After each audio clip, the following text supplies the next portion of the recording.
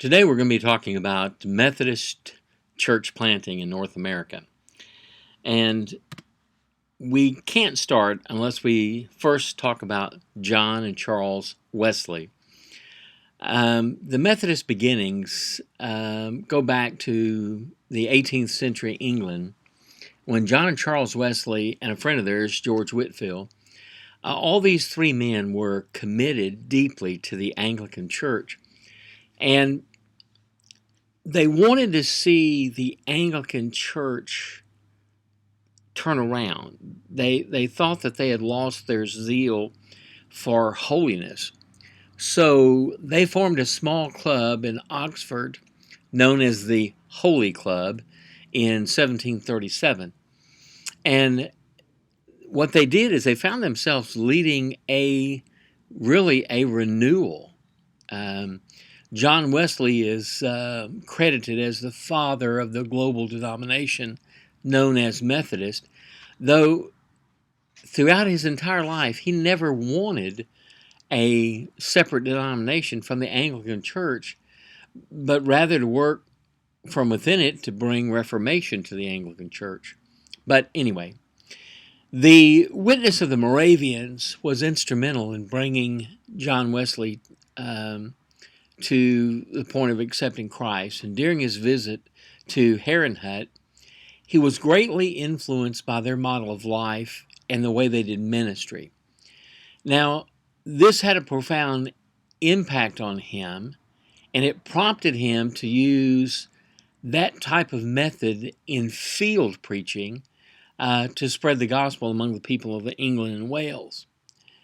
Now, it would later be used by Methodists in North America, but by 1739, Wesley had started two Methodist congregations as part of this renewal movement, and he began riding a circuit, making frequent stops to preach the gospel.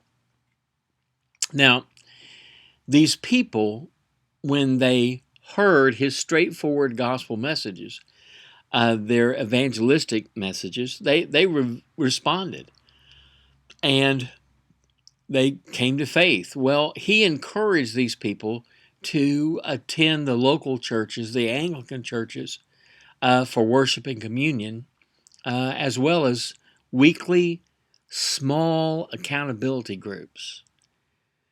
And these would later become classes. Wesley organized new believers into these small groups or classes, and he put in there their own lay leader. So this was one of the great secrets. Such classes met each week to hold each other accountable for their personal growth in holiness. Now, Methodists were among the migrants who were leaving England and Wales and Ireland and headed to the New World. So, having a desire to see everybody saved and knowing there was a great people going to the New World, Wesley soon extended a call for people to go to the colonies to preach. Now, Richard Boorman and Joseph Pilmore were the first English Methodists that went across and started, but by the time they got here, Irish Methodists were already here. Now, shortly after that, in 1771, Francis Asbury came to America. And Francis Asbury began to use the same circuit riding methodology pioneered by Wesley back in England. And riders were sent out preaching in circuits, organizing new believers into classes, and grouping these classes by particular geographic regions into societies. Now again, they weren't wishing to separate from the Anglican Church.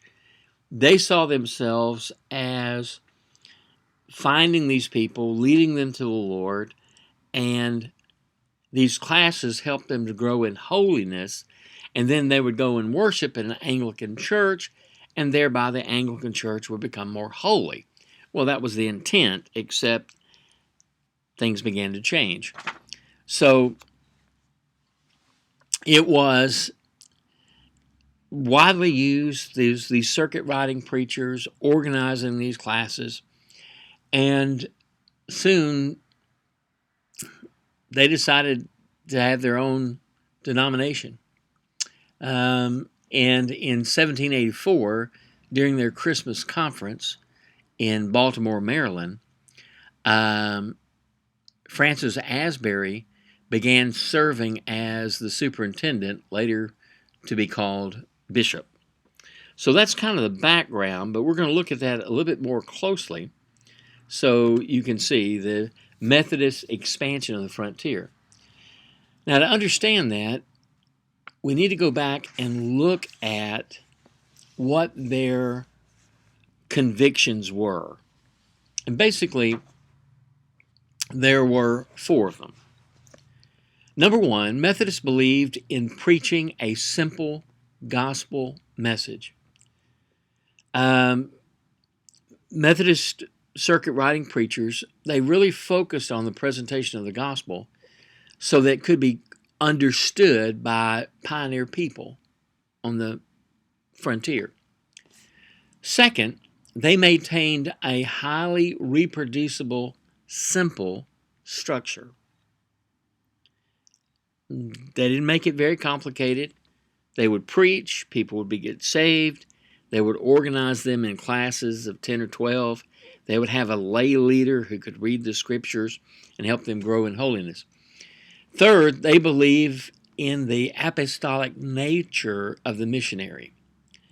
Now, Asbury, as well as the circuit riders, understood his leadership and functioned in an apostolic role. In other words, if one of these Bible studies, one of these societies were getting off track, when the circuit rider came back, he would straighten out any misunderstandings, any wrong teaching, any problem with their theological stance. And that's what we mean by that. And fourth, personal holiness was a significant factor in the lives and the works of the people. That was their core conviction. Now let's look briefly at the methodology. Now, it's been observed that circuit riders were key, and they were, more than any other single factor. The itineracy was responsible for the rapid spread of Methodism throughout the United States and in the frontier. And that's what Sweet said in his book, Religion on the American Frontier. Why was that? Well, because on the frontier, population was not that great. They were spread out. And by this circuit rider bringing the gospel to them, and most circuit riders would have at least 5 stops, not 5 classes, 5 churches. Each church may have 5 classes. And basically, the circuit rider would visit these classes on the first, second, third, or fourth week of the month, and would visit those churches at the end of that week, the Sunday of that week. And on the 5th Sunday, it was another church. So this gave rapid expansion. You have to remember at the time, Anglicans were not sending out pastors. Presbyterians would only send out a pastor after he had graduated from seminary. Catholics weren't sending out priests, not as rapidly as the Methodists were in their circuit riding manner and their organization. Second of all, camp meetings. Because the clergy were few and far between on the frontier, they had camp meetings. One of the largest camp meetings that happened was in Cane Ridge, Kentucky, in August of 1801, and there were over 20,000 people who gathered.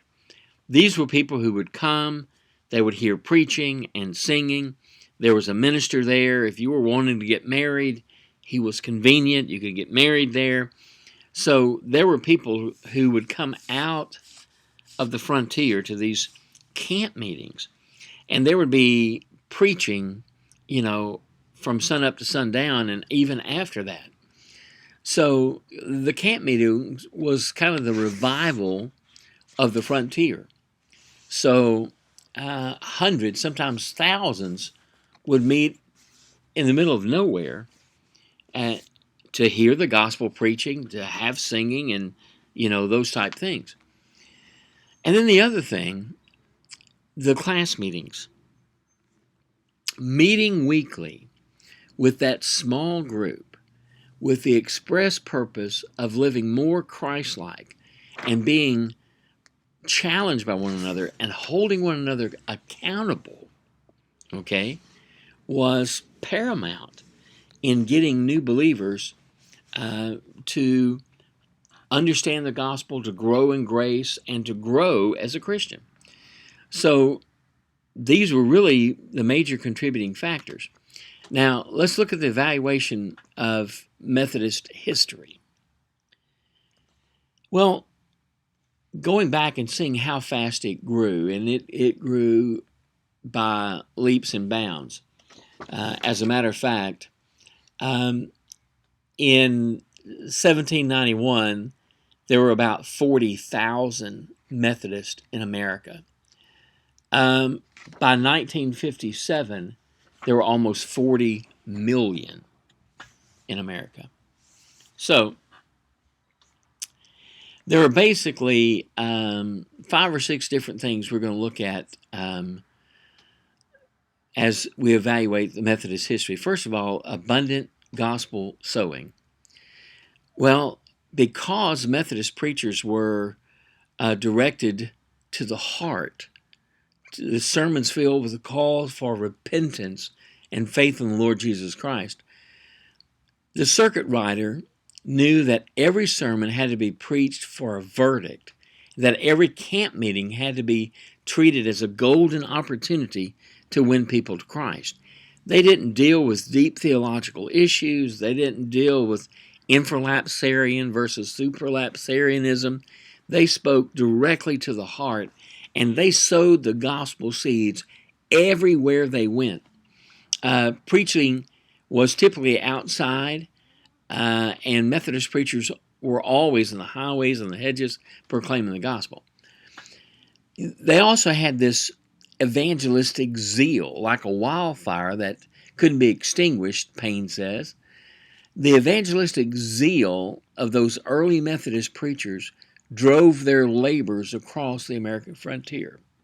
Despite persecution, sickness, bad weather, hunger, dangers, a lone man on horseback on the frontier, the zeal for the Lord, the compassion he had for people, and their gratitude for their own salvation and their passion to please the Lord, it really changed the world. Their evangelistic zeal. Contextualization. And the reason I bring this up is, apart from Asbury, many of the circuit rider preachers were Americans. They were here. They knew the context. They knew the people. They knew the area. They knew how to make the message applicable for the people to whom they were preaching. Now, it's true, they may ride a circuit. That circuit may be 100 miles or 200-mile radius, but they knew the people. They knew what the people were like. So it was an easy way to contextualize the message because they had people who were Americans. They were there. They had been taught in those classes, grew up, and decided that they wanted to do that. They wanted to preach.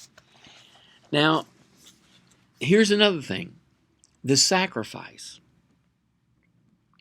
The call to be a circuit rider was a call to great sacrifice. Many circuit riders, including Asbury, never married. The lifestyle was just too difficult. Half of the Methodist circuit riders died before the age of 33. It's well known that Asbury traveled approximately 300,000 miles on horseback or by carriage during his lifetime. It was a hard life. It was very difficult. Simple organization. It was so simple. The Methodist system allowed classes to be started and grow at ease. It was streamlined, easily adaptable to the context, and expanded without much difficulty. In many cases, a circuit rider would come into a new community only to discover that the local Methodist farmer was already gathering his neighbors into his cabin for weekly preaching services. If the circuit rider wasn't there, after that class had met that week, they said, you know what? We have a lay leader here. Let's let him preach for us because we want preaching every week. Though the circuit riders did receive an annual income, it was only a bare minimum, and all circuit riders, including Asbury, received the same amount. The educational requirements were much easier, simpler than Presbyterians. And here's basically what it was. They had 4 requirements. 1, is the man converted?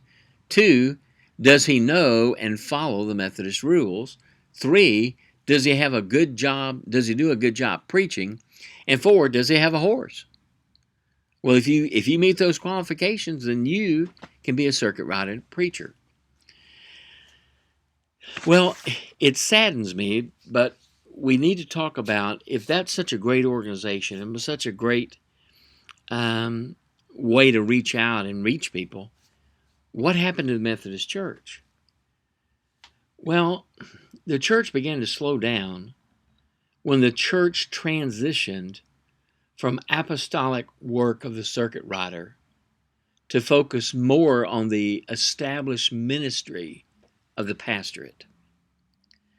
There's a couple of guys here that talks about that.